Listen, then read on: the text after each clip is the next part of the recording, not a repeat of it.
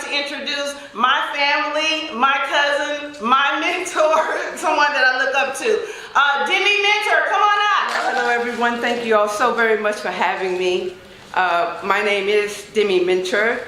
I am a licensed professional counselor and therapist, licensed addiction counselor and national certified counselor. I'm also the behavioral health clinical director for a community program called Community Health Network. So I specialize in behavioral health, mental health, schizophrenia, bipolar, schizoaffective, depression, anxiety, marriage, family counseling, couples counseling, individual counseling, or whatever may be happening in your life. So I told my cousin when she asked me about speaking, I said, I'm not a public speaker. I was like, what? I get nervous in front of people. So I don't know if y'all hear my voice shaking. That's because I get nervous in front of people. So that is my truth. So I'm going to go ahead and throw that out there. First and foremost, I have been featured on Houston Happens a couple of times for talk shows, a couple of commercials. I do speak at conferences, but generally it's for mental health. So I'm usually speaking on a topic that I'm very comfortable with and familiar with, and I still get nervous.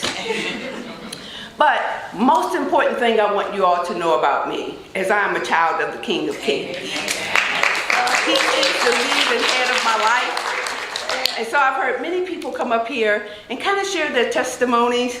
Beautiful, beautiful, beautiful sharing of how great God is. Yeah. And so I got a little emotional by the time we had our second speaker because I thought God is an awesome God. Yes. He affirms and confirms himself on every front. Yes. So when I was thinking about it, I said, it's a Love For Me conference. What am I supposed to talk about with mental health? I was like, So I always pray before I speak and ask God to go before me and to use me as a vessel for him to speak. Yeah. Because I'm not a great speaker. But God knows how to get his word across. His word would not fall void on dead ears.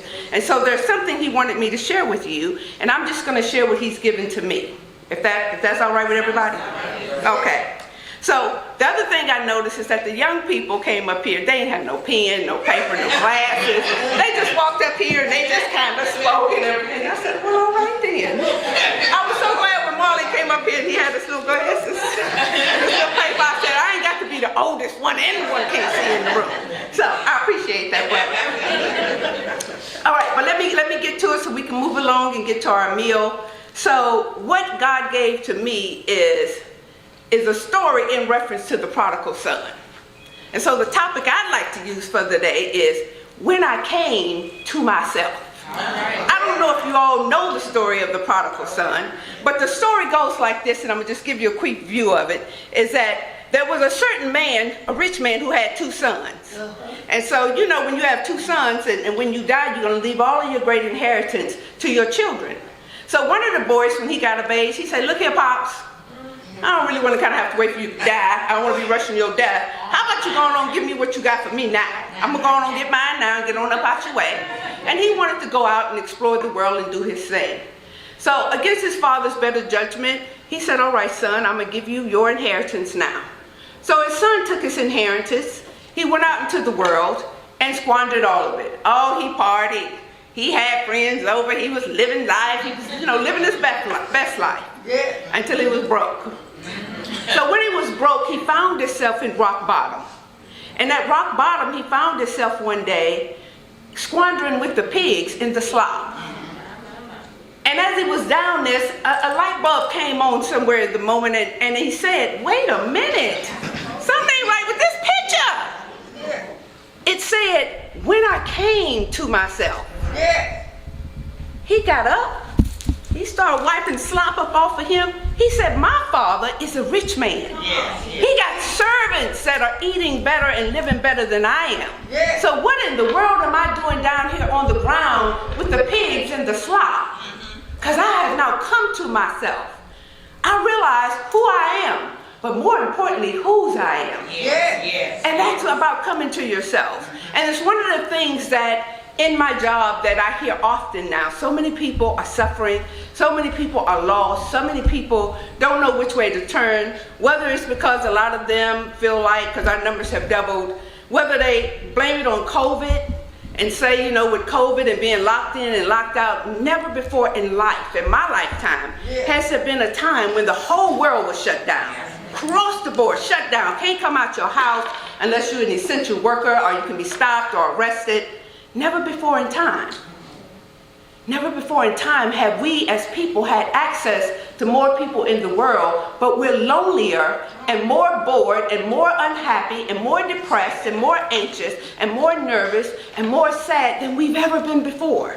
Never before in time like it is now. And so some of us feel that it's as a result of COVID, but if we tell the truth about it, some of us was feeling that way before COVID ever hit. It ain't got nothing to do with COVID. That's just where we find ourselves. But the truth of the matter is those of us who feel that way is because we don't know who we are. Come on. And when you don't know who you are, guess what happens? You'll fall victim to whoever somebody else says you are. You'll find yourself in relationships with men or women for the opposite, with people who want to tell you who you are, and you'll try to live up to being everything they want you to be. Because you don't know who you are anyway, so you might as well try to be who people say you are. But you won't be successful. And when you're not successful, you'll find yourself feeling like you're not good enough, like you're not enough, because you couldn't live up to what somebody else said you were supposed to be. But that's never what you were designed to be. You are a unique design, a unique creation that God has created you to be, to fulfill a purpose that He designed you for. There'll never, in this lifetime, be another you. God don't make doubles and triplets. You are the original. People may try to imitate you, but they'll never be you. You need to know that, and the problem is that many of us don't know who we are. So God let me stop by today to just tell you, wake up. It's time to wake up. Wake up. Come to yourself so that you know who you are. I was so pleased how God affirms and confirms Himself, because this young sister right here who got up and spoke and who told the truth, she said, let me go on and tell y'all, I have about a 2.9 something average. I have no idea how, but I know how. I know how, and I'm so glad that God came to her and she knows how. She said, God, now, you really real, or, there's some fantasy you've been talking about. But He confirms and affirms Himself on a regular basis.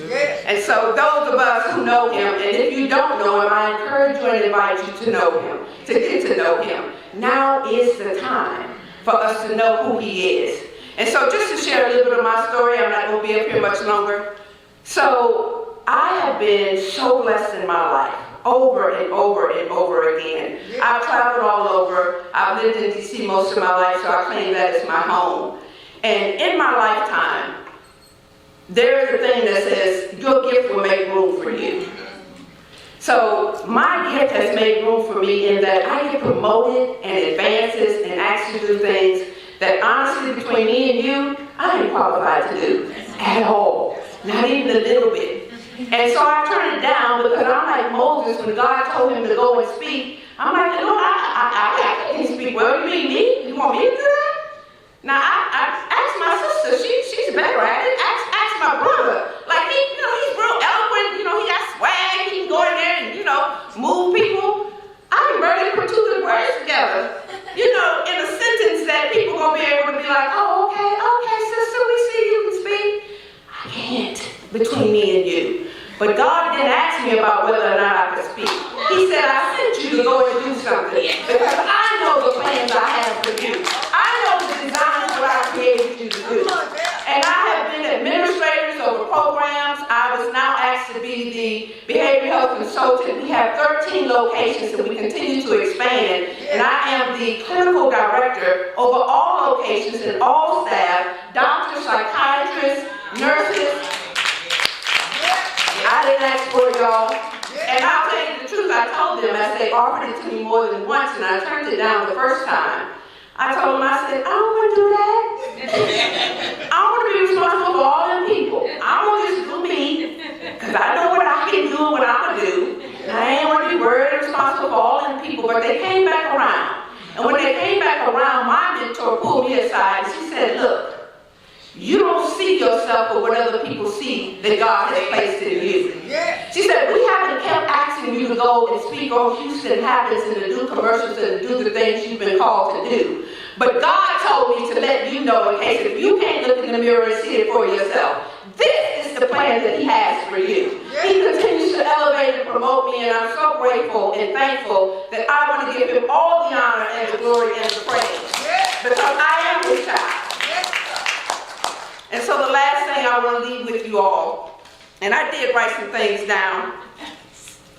So the last thing I'd like to say to you guys is, when you're trying to figure out who you are, for those of you guys who feel like you don't know, and quiet as it's kept, this is something I've learned in my field, is that many of us walk around with masks, and we keep secrets.